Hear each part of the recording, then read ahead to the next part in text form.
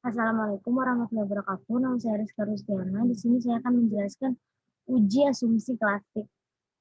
Jadi uji asumsi klasik itu ada 3, uji normalitas, uji multikolonialitas, dan uji heteroskedastisitas. Yang pertama, uji multikolonialitas. Uji multikolonialitas itu bertujuan untuk menguji apakah model regresi ditemukan adanya korelasi antar variabel bebas. Jadi model regresi yang baik itu seharusnya tidak terjadi korelasi di antara variabel independen. Satu cara mendeteksinya dengan melihat nilai tolerance dan lawannya variance inflation factor. Yang pertama kita akan ke SPSS-nya. Ini datanya sudah saya import. Lalu caranya quick analyze, regression, linear, dependennya diisi prestasi praktikum, independennya kemandirian belajar, dan motivasi berprestasi. Lalu statistik, regression coefficient-nya, covariance matrix-nya di checklist, dan collinearity diagnostik di checklist, continue, oke. Nah, di sini tadi dilihat dari datanya, kita itu melihat nilai tolerance dan VIF.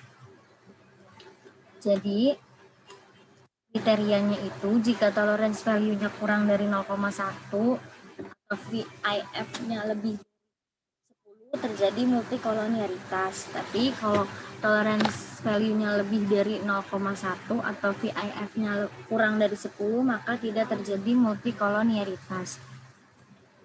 Nah, dari hasil output ini bisa dilihat kemandirian belajar toleransinya 0,789 yaitu lebih dari 0,1 maka tidak terjadi multikolonialitas. Dan motivasi berprestasi toleransinya sama berarti tidak terjadi multikolonialitas. VIF-nya kemandirian belajar itu 1,268 yang berarti kurang dari 10 maka tidak terjadi multikolonialitas. Lalu motivasi berprestasinya di sini nilainya sama 1,268 maka data ini tidak terjadi multikolonialitas. Nah, yang uji selanjutnya itu namanya uji heteroskedastisitas. Ini menguji apakah dalam model regresi terjadi ketidaksamaan varians dari residual satu pengamatan ke pengamatan. Jadi model regresi yang baik itu adalah yang homoskedastisitas. Ini uji heteroskedastisitas ada 3 cara menggunakan grafik plot, uji Ganser, dan uji Park. Yang pertama kita menggunakan grafik plot. Caranya kita ke SPSS, klik Analyze, Regression, Linear. Ini isinya sama, tapi di sini kita klik plots.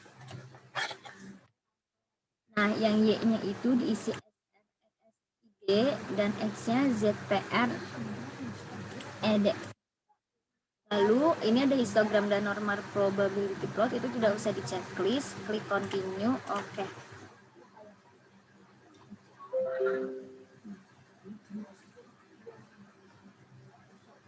Nah, nanti akan muncul grafik yang scatter plot ini dengan variabel prestasi praktikum aplikasi software. Jadi, dengan melihat grafik ini, ada dasar analisisnya. Yang pertama, jika ada pola tertentu atau seperti titik-titik yang membentuk pola teratur seperti bergelombang, melebar, kemudian menyempit, maka mengindikasikan terjadi heteroskedastisitas. Tapi jika tidak ada pola yang jelas serta titik-titik menyebar di atas dan di bawah angka 0 pada sumbu Y, maka tidak terjadi heteroskedastisitas. Nah, dilihat dari hasil output dari grafik scatter plot ini titik-titik yang tidak jelas, tidak ada polanya yang jelas. Nah, ini nilai 0, maka titik-titik ini berada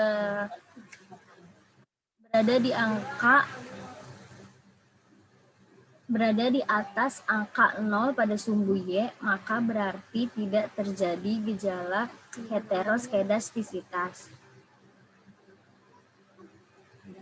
Lalu yang kedua, uji Glasser. Uji Glasser itu caranya, di sini ada tambahan kolom. Res 1 ini hasil dari uji normalitas, Res 2, LN Res 2, dan APS Res 2. Nah, karena nilainya masih 0, kita akan masukkan nilainya dengan cara transform, compute variable, APS Res 1,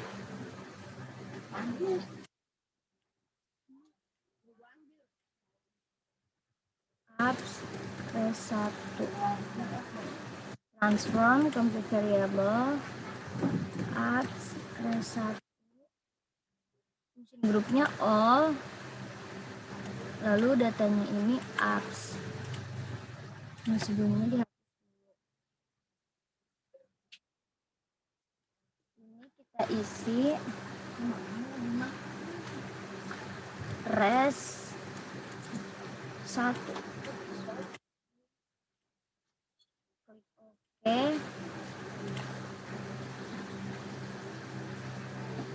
Execute. Nah, kita cek data view-nya, ini sudah mulai keluar datanya. Lalu caranya uji Glasser itu sama, analyze, regression, linear. Nah, data independennya ini kita isi dengan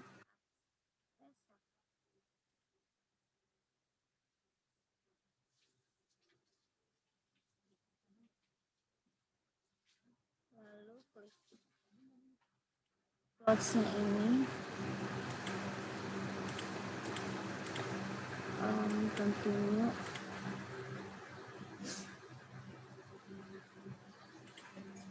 Oke.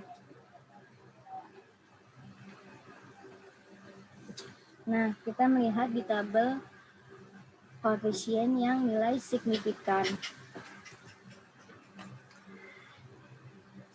Dan nilai probabilitas signifikasinya di atas tingkat kepercayaan 5%, 5% itu 0,05, maka dapat disimpulkan tidak mengandung adanya tingkat heteroskedastisitas. Jadi dari hasil outputnya, kemandirian belajar itu nilai signifikansinya 0,127 yang berarti lebih dari 0,05, maka tidak mengandung heteroskedastisitas.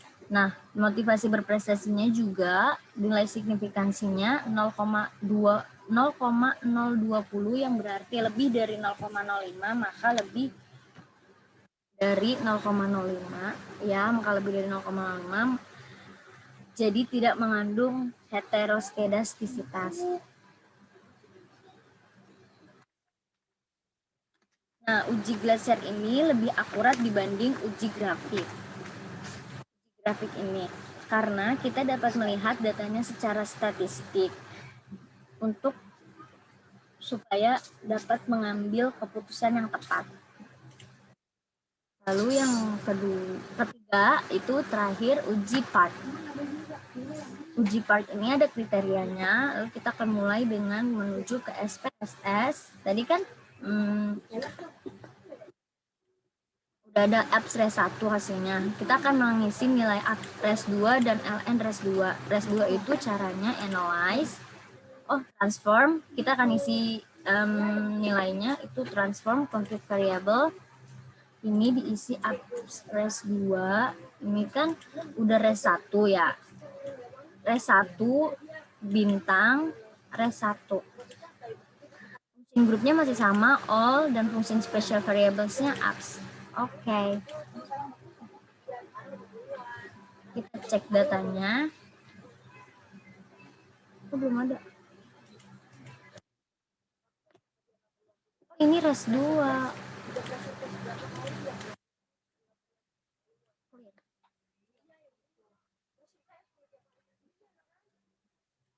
Compute variable, maaf ininya apps-nya lagi. Oke. Execute. Nah,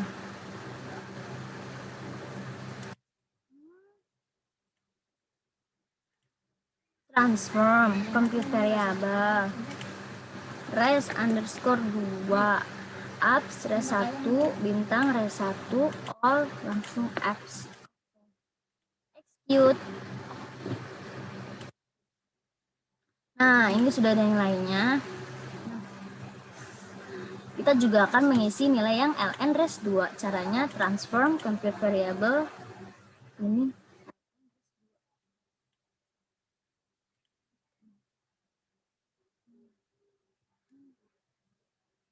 res 2.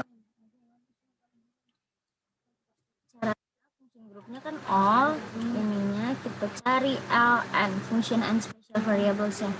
Karena ln res. Klik ke atas. Nah, ini diisi res 2. Tadi kan res 2-nya sudah ada. Oke, klik oke. Execute. Kita akan cek datanya. Oh, sudah ada. Maka kita akan mencoba mulai untuk uji Python. Pertama, klik. Ini variable view-nya, measure-nya kita ganti jadi scale.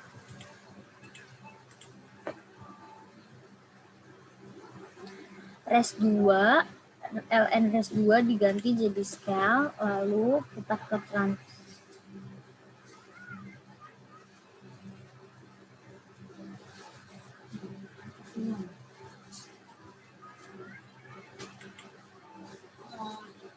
klik analyze, regression, linear. Nah, kita ganti dependennya jadi ln res 2. Terus statistiknya ini jangan di checklist, jadi unchecklist aja, continue. Lalu klik oke.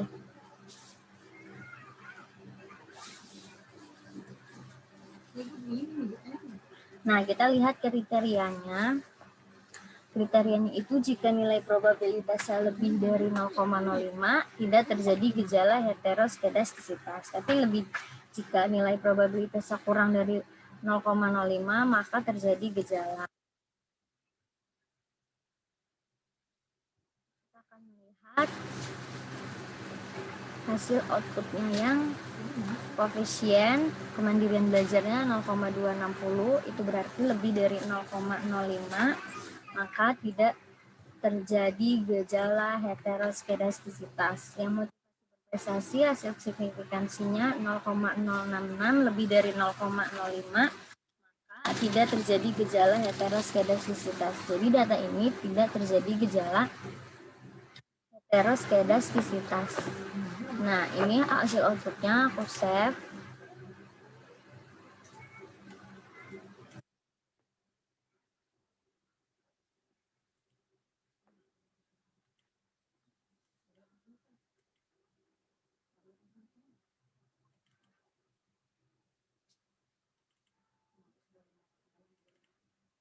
Pertemuan 9 uji multiple dan uji hetero. Datanya langsung otomatis seperti Word, save, oke.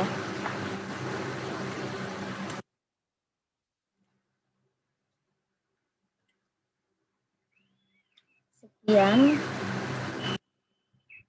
saya menjelaskan uji multikolonialitas dan uji heteroskedastisitas. Assalamualaikum warahmatullahi wabarakatuh.